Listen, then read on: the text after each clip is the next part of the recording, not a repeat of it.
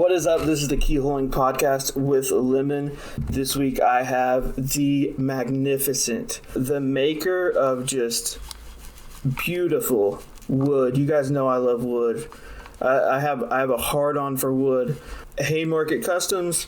Gonna go ahead and plug them now. I'll plug them multiple times in the app. At Haymarket Customs on Instagram. And with her, we have the notorious, the band from every Jersey Michael, west of the Mississippi. We have Vulture. Thank you for joining us, Vulture. And today we're going to talk about a few things. So, topics we've potentially discussed and touched on briefly in other episodes, but just things I think are important. So introducing though, Haymarket makes a bunch of cool stuff.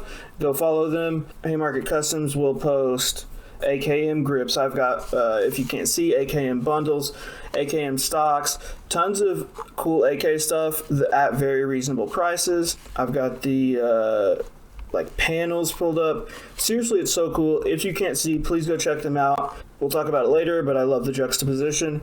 And Vulture, you actually do training. You teach people how to shoot gun fast, correct? Yeah, I teach people how to shoot gun good.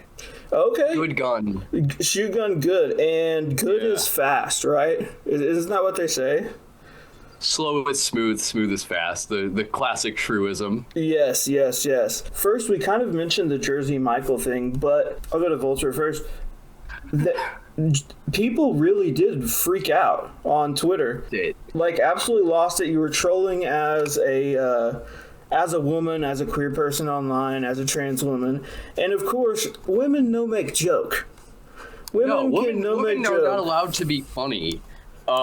These are the same people that maybe a month or two before were all posting their in public multi-user restrooms, in stalls of their fucking everyday carries between their legs, we're all the same guy, aren't we, or whatever.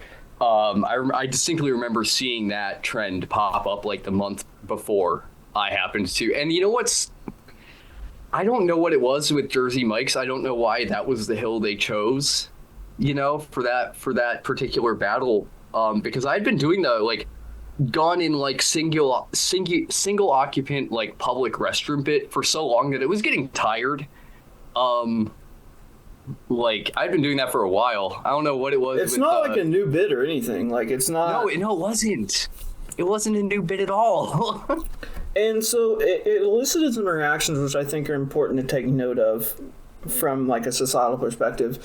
And the constant urge for everyone to become the police, right? So it's this weird dichotomy of we have the gun culture, which is largely shifted to at least a libertarian aesthetic, but of course still the thin blue line stuff, but it is not near as pro-police as it was to me, say, 5 years ago, right? And so, but you still have these people that are no gun laws, their Twitter says, which of course, obviously, people being dumb on the internet, shocker, but their persona is, freedom, every gun law is a restriction, and then as soon as you post this, it turns into, what are you doing with that in public? You're not safe. Get your finger off the trigger. You're not supposed to joke with guns. And why do you think that is such a quick turn that takes place? Because as soon as it started getting retweeted, that started to trickle in. All of these 2A absolutists believe in, complete restrictionless Second Amendment rights until it's somebody that they're ideologically opposed to expressing those rights and defending those rights. No, 100%. And that's what it's always going to be. But at the same time, to stress to them, if they're listening to this, you have more in common with us than you do with Elon, the guy whose site you're posting on. Way more in common. Yeah. And like I feel it's so sad that people get lost into this like culture war bullshit. It'll be like, should the trans have guns? Yes. Reply with praying hands emoji. No. Reply with X emoji. And like, of course, like doing a parody of that, but it's really not far from that reality. And what do you think is the proper response to that? Like, is it just an ignore situation, or is it just continue to dunk on them, or does it depend on the circumstance? I think it's definitely situational, but a lot of people who react negatively to such things as like trans women with firearms, they don't come into like any sort of arguments or debates. They don't come in like in good faith. You know, they don't approach things with the mindset that their mind or opinions can be changed. They're just looking to prove themselves right. No, 100%. And I think it's the same. Go ahead, Haymarket. Yeah, I was just going to say, what you're seeing in those instances isn't people's anxiety around firearms safety or their fear around guns. What you're just seeing is their hatred and fear of trans people rising to the surface, and now it's in their cultural bubble because it's guns, and that that's their domain. And so what you're saying that is actually, I mean, it's sorry, yeah, I mean, you're seeing people's feelings about trans people come to the surface rather than their feelings about guns.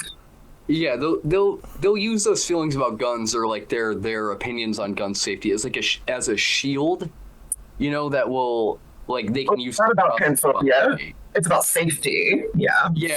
Yeah, exactly. It's not about it's about the children, of course. Which I mean, like, is the same argument they're using for digital privacy restrictions, right?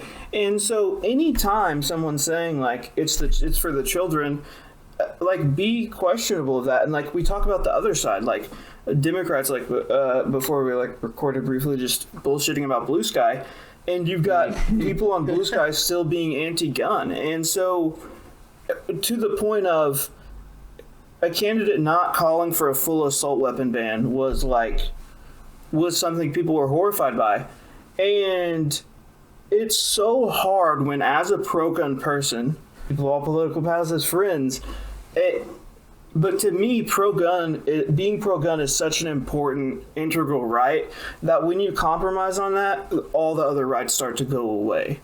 And so when you see people do that, it's like it is revealing their true self in a way, and using their transphobia as leverage to get them to give up those rights. And it's sad and embarrassing, but also I think it is mostly online. Not that it doesn't happen in public or anything of that nature. Of course it does.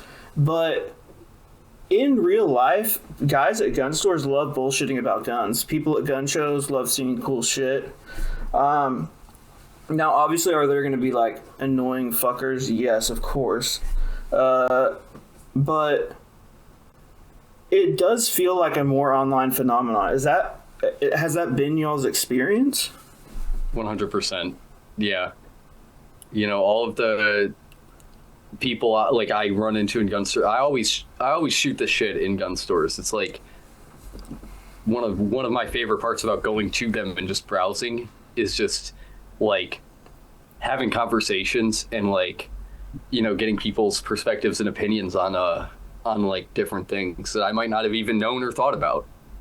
Like it's kind of varied. I think it really depends on where you go, and I'm sure Vulture that you would agree. But I think that to add insult to the injury of like the misogyny that's at play, not even transphobia, but just you walk into a gun store as a not man, and oftentimes, unless you can demonstrate to the person that you are knowledgeable, either by asking the right questions or by knowing the name of a certain gun or whatever it is, and at that point, you might begin to have a positive or an equal interaction with that person. But if you come in as a trans person or like as a physically trans person, they clock you and you don't know anything, you might have a very different experience because the respect that you're getting is not always. And a lot of times it's conditional based on, this training knows what she's talking about, so I'm just gonna like leave my opinions in the back of my mind and like help this customer. But I've also had negative experiences, at gun shops, even in Portland, So it's like anything, it's pretty conditional depending on where you go. Well, no, for sure. And also, like, people have this idea that, there's not homophobia or transphobia or this weird shame thing in more liberal places. And it's like, that's just not true. Like, not just around like the normal social like structures, but around guns, right? Like, there are so many elite city liberals that legit shame people for owning a gun. Legit, like, are looked at sideways in social circles. Like, not even joking, I know friends that have been ostracized from groups because they're into guns. Mm-hmm. And many such cases. I grew up in the South, and I had extended family who just was like, why do you have to wear a gun to grandma's house? Just like always just, and it didn't matter if there were other, family members who were carrying or, the uncles or whoever it was. But the trans woman who's concealing a weapon, like, do you really need to do that? Like, why is that necessary? And this is like, liberals in the South. But no, I feel like people have a lot of anxiety around trans people having power. And that's what it really boils down to. 100% interjecting the structure. And I'm glad you mentioned women. I've got a wonderful woman coming on. I'm not going to say her name because I don't want to I don't know if that's what she wants to go by or if she wants to go by her online name. And for the longest time, she's simply, she had her son, so it's like she kind of stepped back. But for the longest time, she didn't want her name out there because of how she would be treated when people came in the store, period. And it is pretty embarrassing, and a lot of that is being shamed, but there are so much online that is still like, well, that girl come in and we're going to give her a pink LCP. She's going to get a pink LCP because that's what she needs, the girl gun. Oh, no. Yeah. not the LCP. Yep, the little coochie popper for the LCP. Yep, the little chick popper for the chicks. Yeah, there's little subtle misogyny like that. Like I took a woman friend into a gun shop to get her first pistol, and the guy behind the counter, she wanted a Hellcat, but she was really interested in one of the Hellcats, one of the 9mm Hellcats, and the guy behind the counter was just really insisting that she try a 380. Because it would be more manageable for her hand size or her, whatever reason he had to say, smaller bang for a little girl. No, most definitely, and a lot of that is rooted in FUD lore, right? And so that's why the rejecting of FUD lore is so important to me, and I'm sure Vulture, you come across FUD lore all the time in training. And oh God! Like, it's so real. It is still so pervasive that to me, I see those as one issue, right? Like, not that like there aren't like nuances between them, right? But to me, that is the same group saying you need a revolver because it's reliable. It's liable, not like them strikers. You don't know when the striker's gonna fire. That's why, and you're pointing it at your nuts. You're not supposed to point it at your nuts. And so it really is this situation of not only countering that, but taking over the power that group has in the industry. And I've noticed it starting to, like, there are cool people at some gun orgs now. There are some younger people who will meme with us online, and I know it's doing the like, hey, brand thing. But legitimately, there are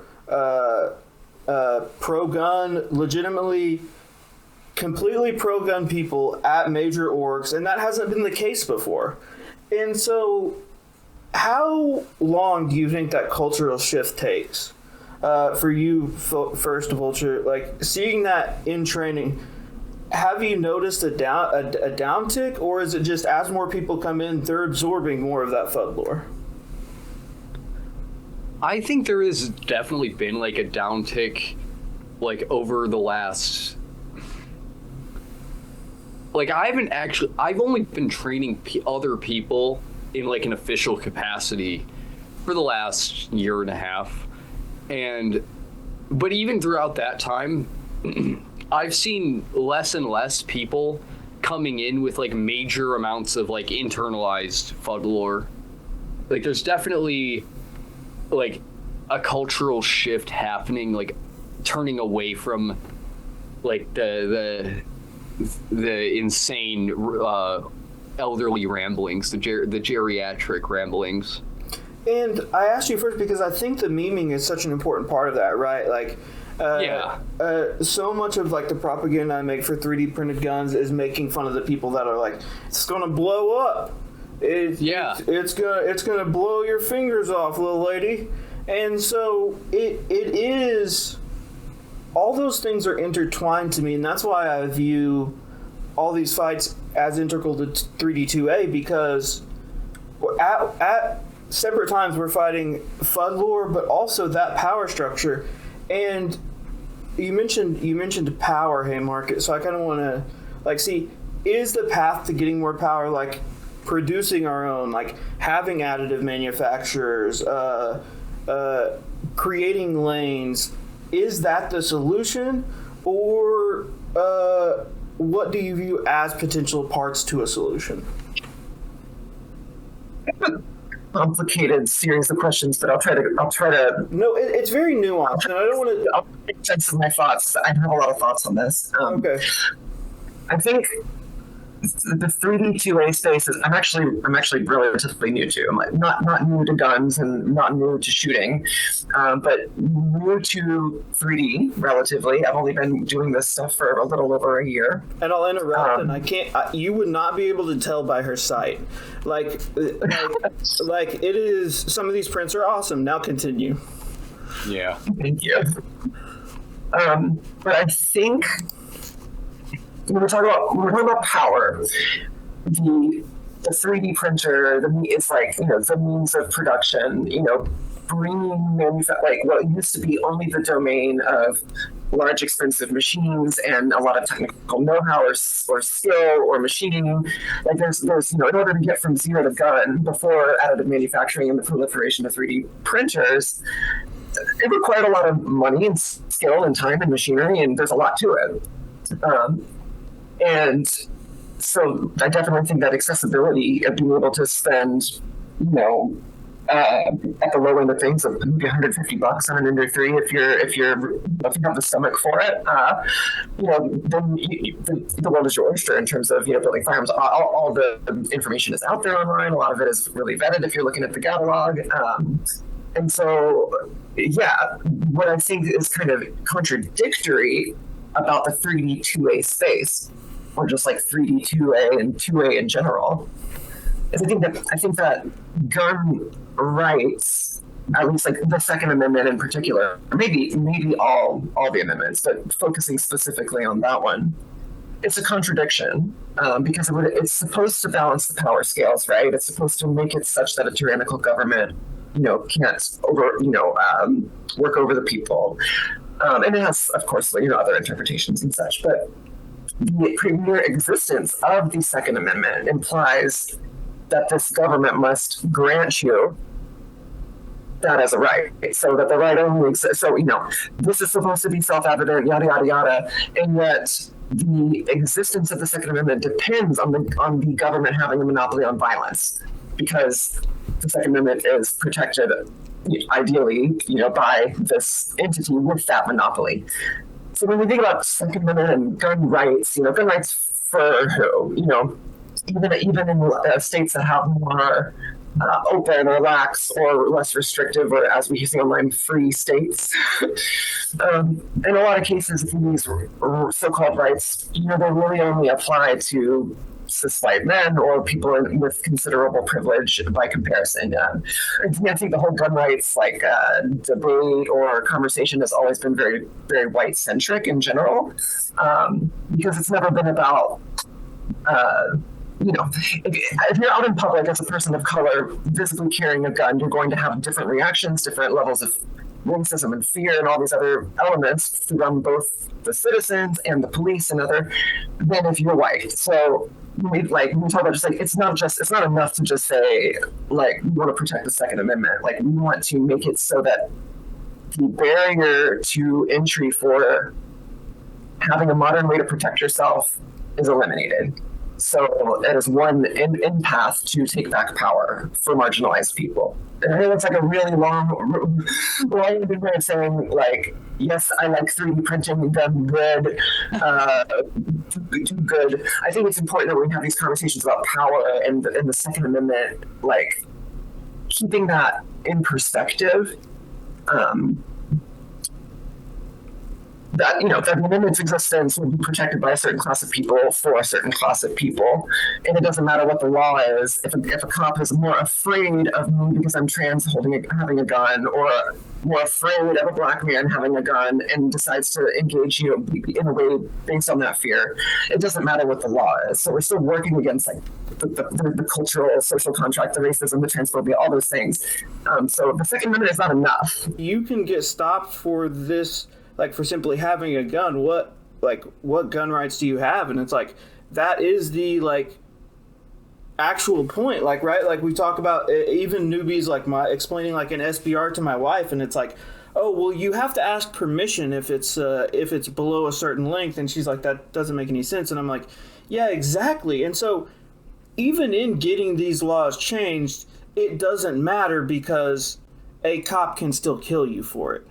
Right. Yeah, I think about the NFA in general. The NFA was an incredibly racist set of legislation, almost intended exclusively to target minority groups. With so-called ghetto blasters, short-barreled shotguns, automatic weapons, things that they were, saying were coming from gang members and street violence and stuff. The introduction of that law, that set of legislation, was always racist, and so hoping, asking pretty please for the government, for the people with the monopoly on violence to protect our access to power and violence is sort of just a not. It's a contradiction. Absolutely, and they've given the entity in charge of that, in theory, complete legality to kill, right?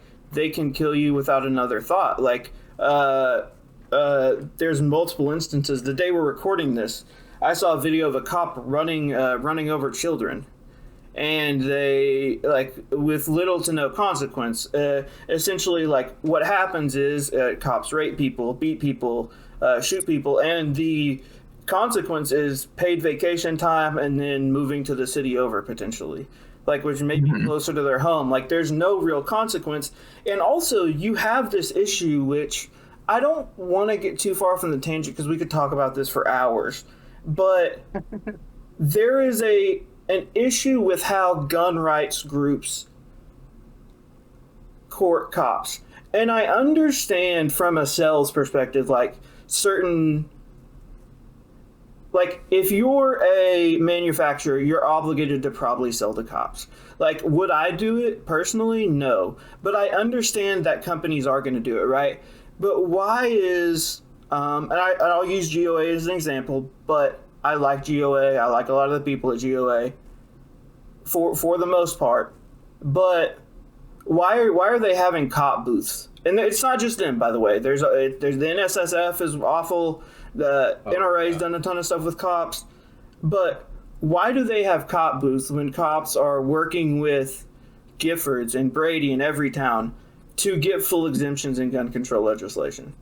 Often showing off guns we can't have, right? If you're an arms manufacturer, it makes sense to try to make an appeal and sense for the person who has the monopoly on violence. And I hate to keep repeating that phrase because it's so insufferable sometimes to hear. No, I totally get it. But it's real. It is so real. But to me, it is just such a contradiction to say those people that exist within that structure are invited into these spaces. And like I said, I understand manufacturers and trade shows and things like that. There is zero reason in hell the GOA and again, I don't want to just pick on them. It's the idea that it's just one gun rights group or one particular set of people is totally wrong, right? It's all of the entire gun industry, right? Often driven by manufacturers and things like that, but selling to the monopoly. However, like, these groups that are supposed to be for the people objectively have, to this point, done a bad job. And I like that younger people are getting in there. I think ideas are changing, which is so important. The NRA had a total purge, which was very important. But people in those spaces still exist with those ideas. And in the end, cops are anti-gun. You can't be pro. I tweet this all the time on both platforms when people get upset. But you can't be pro-cop and pro-2A. It just isn't how it works.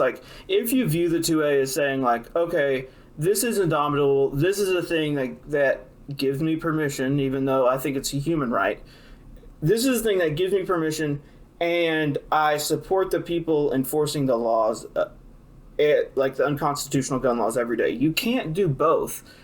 And I kind of wanted to shift perspective there and talk about from the liberal perspective, because I know y'all have liberal friends. I have liberal friends. I don't have any liberal friends. Okay. You've experienced liberals in the past, maybe liberal acquaintances.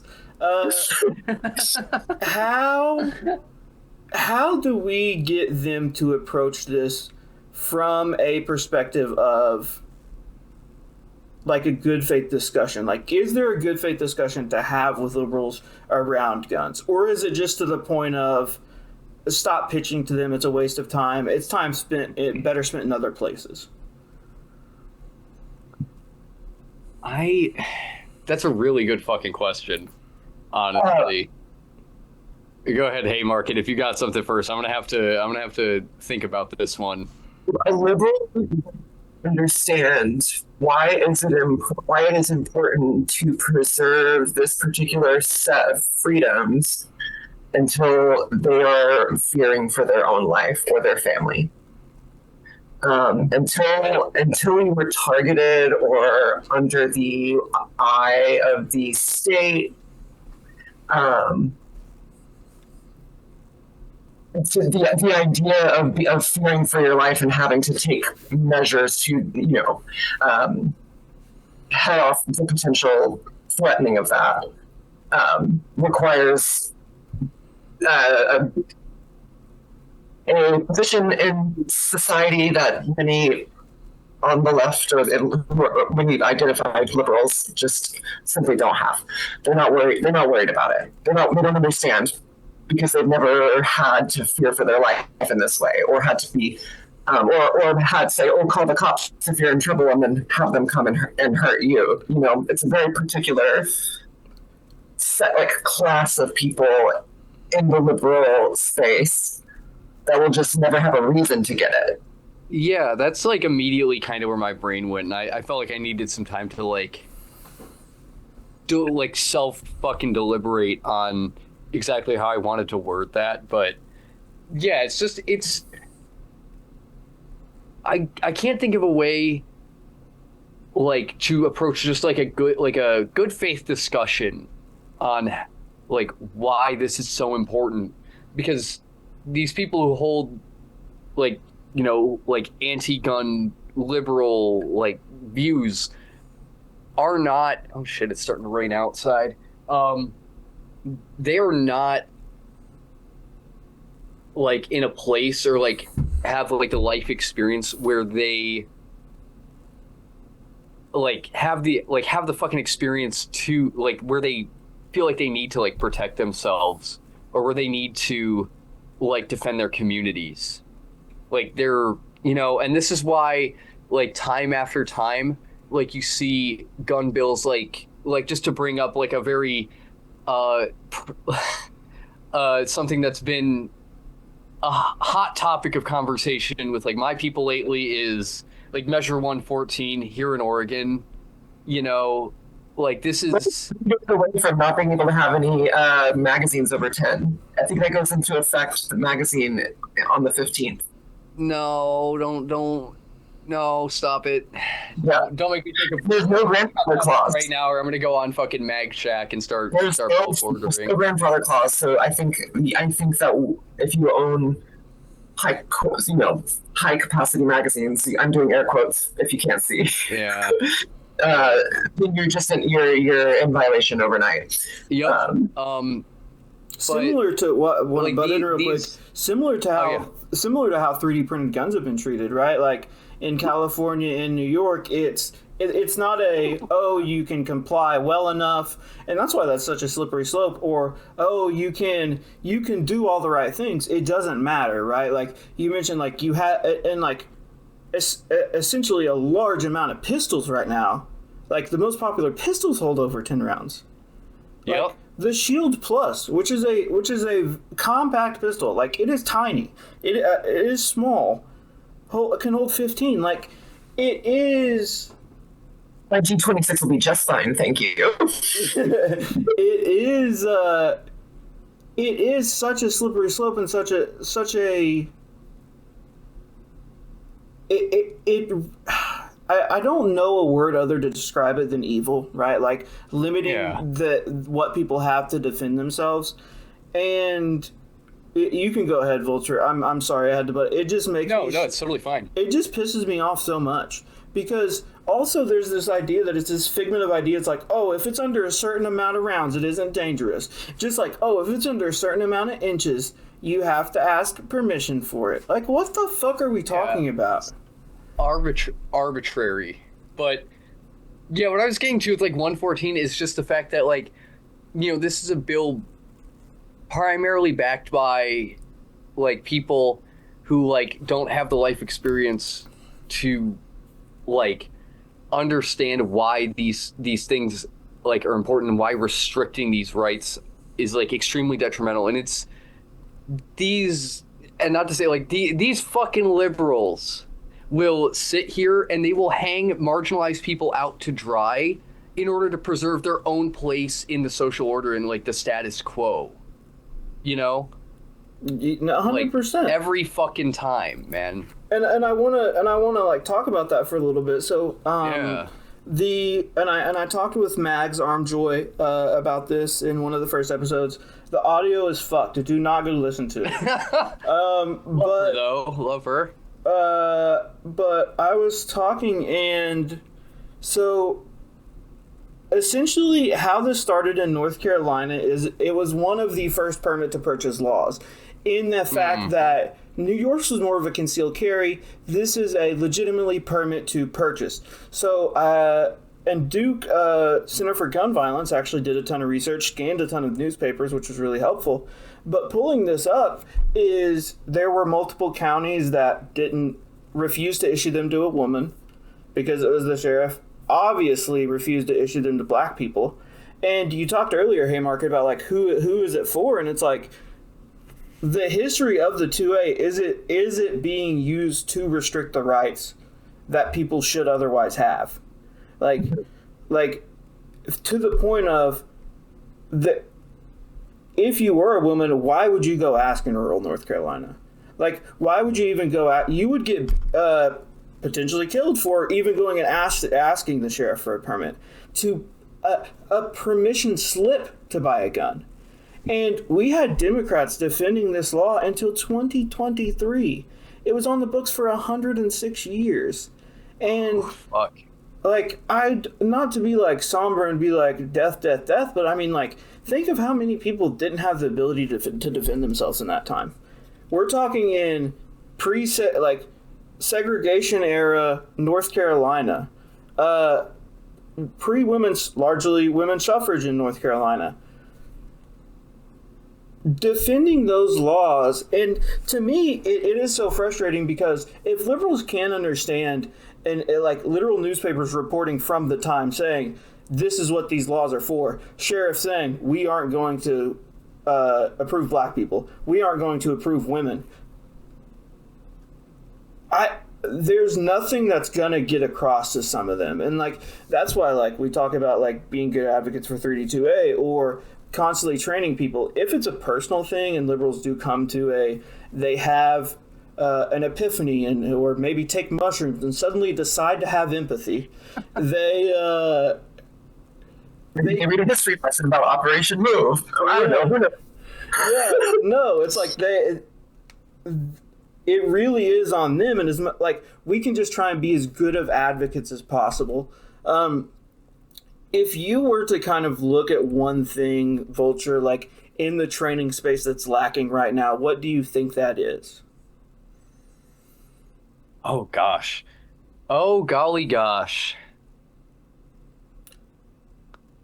To me, it's Honestly, something that's improving, but it really is like accessibility, right? Like people. yeah, no, bringing so a lot of I've had a lot of comments since I've been like, running an organization in a more official capacity that's like open to people who have not handled firearms before. I've had a lot of people come and say like, you're the only like they come up and they're like, you're the only person in this area who I've ever met who's like actually doing this and like putting in this work to regularly bring on people who have no idea what they're doing. And what I see, at least, and this is like my local perspective to my geographic locality, is there's a lot of insularity within the community and in like trans gun spaces that needs to fucking quit. Like more people need to be trained, and they're not going to get trained by a bunch of like friends who go out shooting who like who are like averse to taking new people out. We need more accessibility. No, we need people like me who are like sitting down with people, and like teaching them basic handling and shit. No, like it was so surprising to me to hear that from people that's like that's like an uncommon thing. 100%. That I'm willing to work with new people. It's just weird. 100%. And like even the inclusive group in my area, one of my friends took it, and she let me know. She was like, "There's a ton of NRA stuff in here in the classroom," and I'm like, "That's how it's gonna be." Like, because they'd rented out a class, like that's who's controlled like training structure. Like that's who like had like we talk about power. Like there now is the first real time independent trainers have been able to do this. So I encourage people to like, if you're passionate about this, go help people. Like even in like you mentioned in organizational capacity, but even if it's taking 1 to 2 friends at a time, like it, and they eventually take people. It really is this movement where like as a society we have to. It won't just change. We have to be that change. The accessibility, the person that says, no, like, I understand you're scared. Let's go. Like, it is so important to just get people to shoot. My wife, she's in here right now, and she had never shot a gun before, and she really enjoyed it. And I think just giving people the chance to do it in a space that feels safe, in a space that's not abstinence to the point that Giffords or Brady want, as far as don't touch a gun, don't think about a gun. If you touch a gun, it's going to blow up. And it's so important to kind of shift that dynamic and give people more than they've had the opportunity to get in the past, and like change that now. I'm talking about like if you're listening to this and have a friend that's interested in going shooting but hasn't, like try and arrange something to take them. Try and arrange someone to take them. Chances are you know someone that will train them or take them at low cost, right? Like even just take them, clink with some 22s and shoot the shit for an afternoon. The things these things that you do, they snowball. 100%. Within your community. I think that's a great point too. They don't have to. Please don't take them doing bill drills the first time you're out shooting a gun. For the love of God, please don't. Like take them plinking. Mag dump at trash. Mag dumping at trash is always fun. Oh my gosh, I knew somebody who was who used to hate the trash shooting days that we would do sometimes, but to me it's such an important part of especially being open to new people and bringing new people on, is you need to like not only be willing to like train these people with more serious and like practical like shooting skills, but you need to like engage with them too. And I think that's like people say that I'm good at teaching these things. I think that's one of my secrets is that I'm not, you know, like I am quite serious, a quite serious goose a decent amount of the fucking time. But like you have to vary things. You have to like engage with people. Like your curriculum can't be so dry that people are not going to like it's going to slide off people's fucking brains. You gotta make it fun. Wet slip and slide. You got to make it fun. 100%. Yeah. With like the fullness of my heart too, because like growing up in the South, like and as a kid, I had BB guns, I had bare feet on a dirt road and mailboxes, like.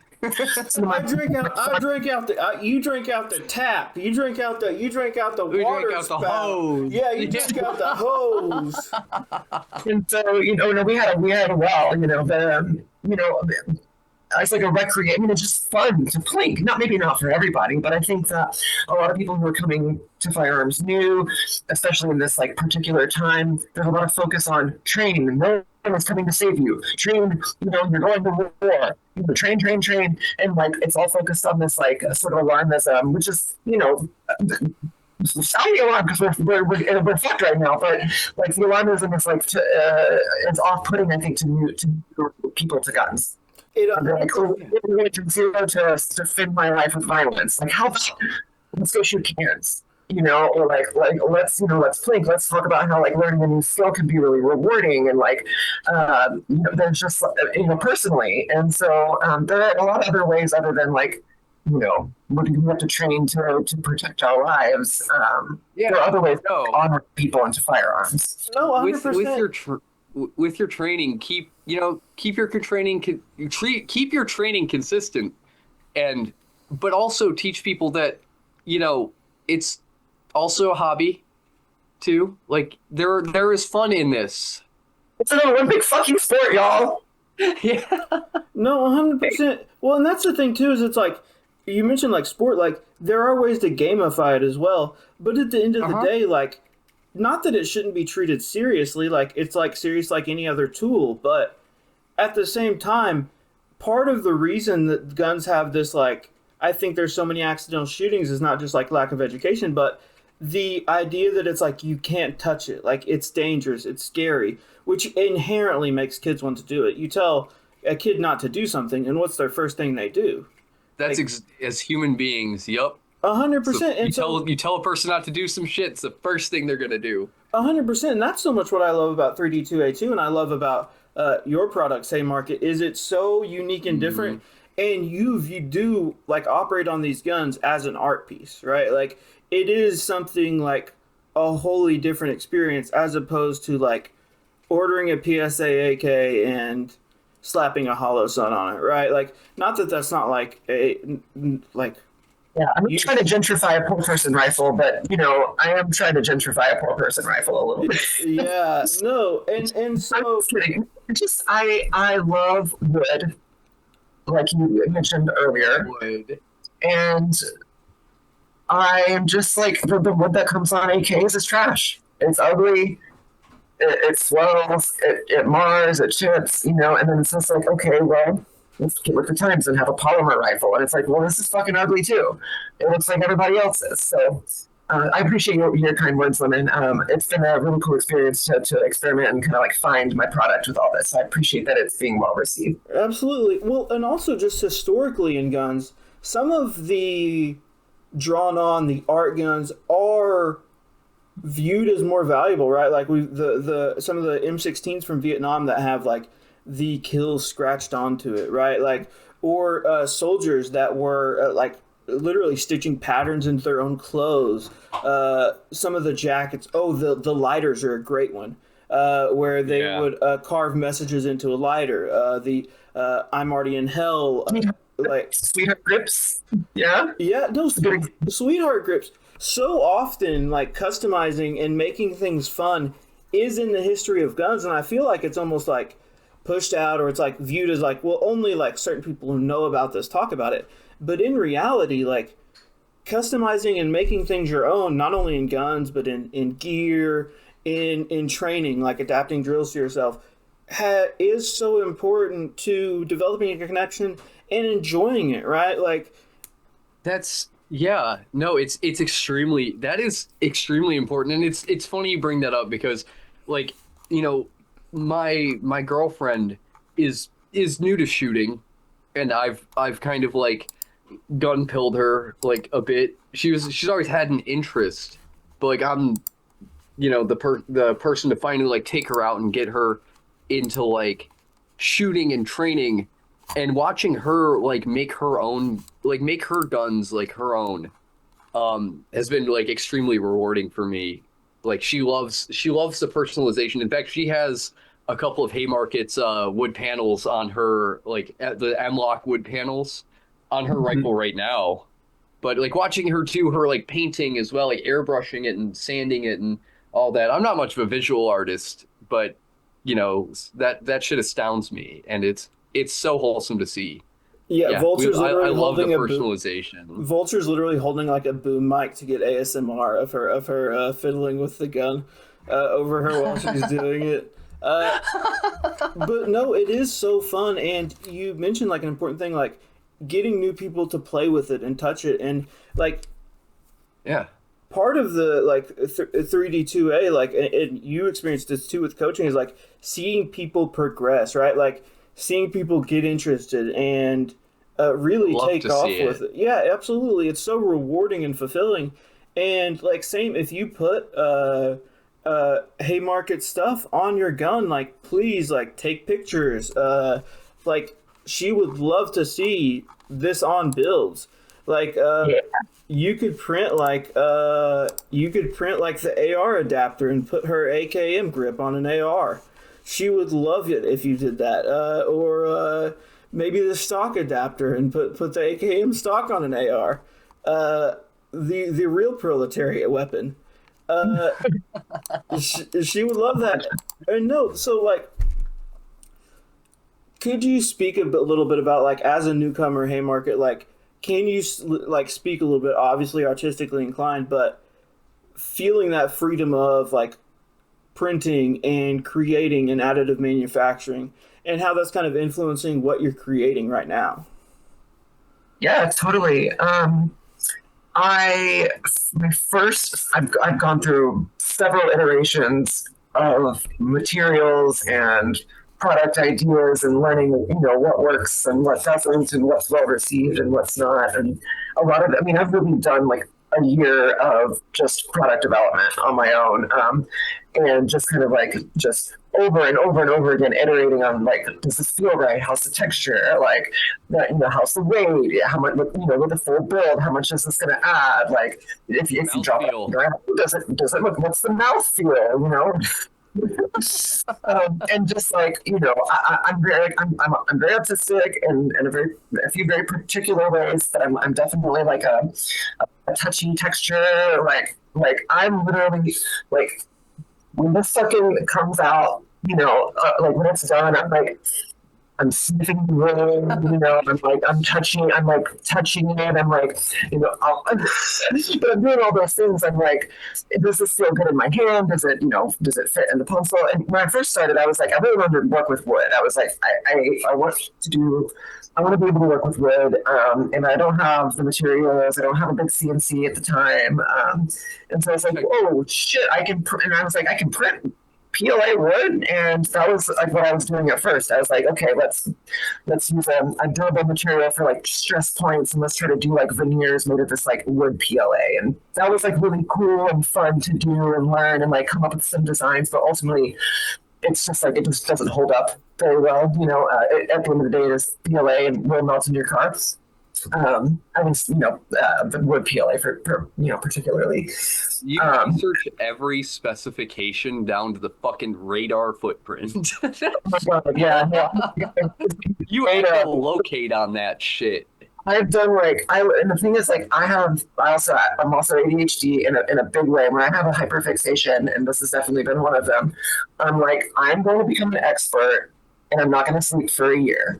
And I'm going to be like, what is the right material? What are all the right settings? What is the right orientation? What are the right, like, how do I need to re-slice this up such that stress points, And it's like very scientific, and it's also very expensive. Anyway, yeah, I've been able to come into the community. Obviously, I've always been into guns, being able to like, oh, Gun Cat Index, got a lot. Like, there's all these resources, really easy, accessible to like, find designs. And there's a lot of good designs out there. And being able to, honestly, one of the first things I did was I found an AKM reference, reference model that had all the individual components, like as parts of a step file. And I went and explored, and if I didn't know, if I hadn't already been intimately familiar with like the inner workings and how an AK works, like I certainly would have been after, zooming and digging around through all the individual parts. And so once I figured out like what are these parts, does it make sense for me to like try to reproduce? And that furniture was obviously a pretty quick, obvious win for that. I just started iterating on a bunch of different furniture. I made so many fucking grips. I swear to God, I have a bucket full of just like grips that I don't want to sell, can't sell it. Or just like, they look good, but they also really didn't make the cut in terms of durability or whatever it was. And so, yeah. And on that note, I'm kind of a perfectionist. So I appreciate that, again, women the kind words, but I do put a lot of effort and time into every single piece that I make. I mean, I'm gonna fill my fucking phone, companies, and I'm not talking shit, but like, companies like Wix and like other, medium-sized brands who are kind of doing similar, moderate to upper shelf AK furniture kind of stuff, those fucking pics are AI, there's a lot, they have a whole team, I'm really one motherfucker. I'm doing the product development, I'm doing the science, and I'm like up there with my motherfucking phone in a goddamn spotlight trying to get the perfect shadow, to really display the wood grain, and it's exhausting. But anyway, I'm way off topic from the original part of the conversation, but just like in summary, it's been a really cool community to get involved in. There's a lot of, I come from open source and from software security, and it very much has a similar vibe. There's a lot of information wants to be free, a lot of like anti-intellectual property sentiment, and this idea of spread the signal, as they say, and I really love that. There's a level of defiance in this space that I haven't seen in like a sort of technology crossover subculture since maybe like since I was working a little bit on the Tor project or like early Bitcoin before it was bastardized in the ways that it was. But there's definitely like a big anti-authoritarian, DIY sentiment within the space, and I do really love that about it. I think that the space is a place where artists, makers are coming together and doing really cool shit, blending art and science and engineering like all together in kind of one really cool space that goes bang. Yeah, I like it. 100%. Like in STM Defense, he does a ton of filament testing. There's a ton of people that do cool filament testing, and it is so cool to see like how like. And I talked about this with a buddy earlier. Like, you don't have to be like the science person, but I appreciate the science behind the filament, right? Like but like the art, the different textures, like it really is limitless. And you mentioned prototyping and DIY, like something you were able to do, like while it obviously still costs money, especially when you get into nice filaments, nice materials, is so much cheaper than trying to get a prototype from, like a molded prototype from China. Mm-hmm. Or having a local machine shop fabricate something, like there's a lot of setup cost, 100%. Like not even the material, but like labor of like getting someone else to do it. And as opposed to saying like, this feels good in my hand, and like kind of like we talked about, like customizing it. Like if you want to make a grip just for you, like do it. Like, yeah, like, and upload it. Like, people like to see it. And it is so cool, too, for you to mention open source, because that's kind of what we're talking about with the training, right? Like, making this information accessible to everyone. Like, there's no one that owns or, like, possesses, like, obviously, like, there'll be, like, debates over the names of drills, and drills are going to be named racist shit. And in the gun space, there's going to be a lot of bad names, for sure. For stuff.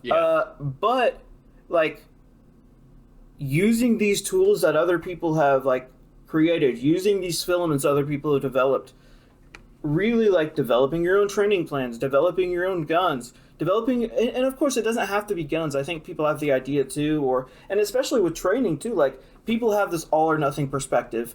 I need to be under a 2 second. I need to be, I need to put this many rounds down range a month, or I need to develop this specific gun. And that is, when you have that all or nothing perspective, that's really when you start to lose the fun to me, right? Like, when it's fun is when you're enjoying yourself, right? Like, and you mentioned like autistically going over every detail. Like, while that is time consuming for sure, it does scratch an itch in the brain the way that nothing else does, right? Like, and so I encourage people, like, particularly like we talked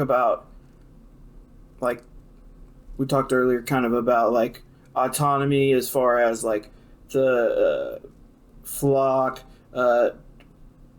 online privacy, like these constant restrictions, these constant pushing for the government to have more surveillance, more control. And these are things you can tangibly make with your own hands, and you can tangibly control your shooting. Like, do some dry firing drills, gamify it. There's a ton of cool like games you can do. Like how I got my wife into it is competing, right? Like nothing better than blowing out your partner on a little dry fire drill, baby. It feels sweet. And also in the same way, like showing someone something you created. If you make something, share it. Send it to people. If you make something based on one of Haymarket's designs, she would love to see it. Like, it is so rewarding. And then you bring other people into the space. And there's so much room. I think there's this idea, too, that there can only be so many trainers, or there can only be so many additive manufacturers. And in reality, there is room for all of us, right? Like, this town is in fact big enough. It is in fact big enough. We need more trainers. Yeah. We need more people making stuff. The more people that are making and creating and selling, the harder it is for the state to overcome that weight, right? Like it piece by piece. That's how we build it. That's how we build power. That's how we. It's done daily by individual choices, and not to get too like weird about it, but it is up to the individual. Like, I really want people to go make their own stuff. I really want to see those creations. I don't care if it's like a fuck up or a practice. Like, paint your guns, 3D print accessories for your guns. Even if you're like, I don't want to do that, like, just print accessories, or if it's legal. And like we were mentioning about training, make your own games. Like, ask for advice. Like, we talk about approachability. So many of the people, particularly like people that are inclusive in training, are always open to questions. Like, or people in printing are always open for printing questions.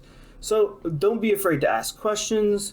I think that's part of where this weird shame culture comes from too. And this like, don't talk about gun culture is, don't ask about gun. You are dumb if you do ask questions because you don't know. And that's just like the furthest thing from the truth. Everybody's a beginner at some point. If you never fired, start somewhere. 100%. And as we kind of close out, if you all could give your plugs real quick. Actually, Haymarket said she's. Remind of it. Oh, okay. That was the fastest pee in the history. So I was like, well, if we're doing we're closing out. Sorry. Go ahead. No, you're good. But if you guys could give your plugs for people that want to follow you, for people that are interested in training questions, or perhaps interested in buying from Haymarket Customs, highly recommend. You can see the high quality photos on the site. And all of this is being made by you. Like, we'll do Haymarket first with the plug. All of this is being made by fans. No, absolutely. It's not like this isn't being mass produced and shipped in from Alibaba. This isn't drop shipped, which a large amount of the gun industry is. It's coming off of her printer. It's coming out of her hands. Please go haymarketcustoms.com, at Haymarket Customs on Instagram. Cannot recommend enough. And your plugs, Vulture? Yeah. So generally speaking, like after the Jersey Michael fiasco, I've privated most of my social media, but I'm probably going to go public again sometime in the near future. Either way, so feel free to hit me on the X the Everything app at VXLTVRE Vulture, just stylized, and then Instagram necrophagus.bird. Because I be necrophagus on the bird till I carrion. Hell yeah, and thank you all for coming on. I really appreciate it. It's so important to continue to hear from new voices, expose yourself to new voices, and keep training. Yeah. Not to get too meta here at the end, but the pedophile elite exist and hate us. They hate you individually. They want everyone who wants to get that power back to die. And so I just encourage you, like, while it is fun, while it is silly, like, do these things. Like, invest your time into it. It's a fun hobby to have, 3D printing. It's a fun thing to do, shoot with your friends. Please, go touch grass. And also, if you can't find Vulture on social media, go into your local Jersey Mike's bathroom, flip the light 3 times. I'll be there. Point the gun in the mirror, and she will be there behind you. We will talk to you guys later. Bye-bye.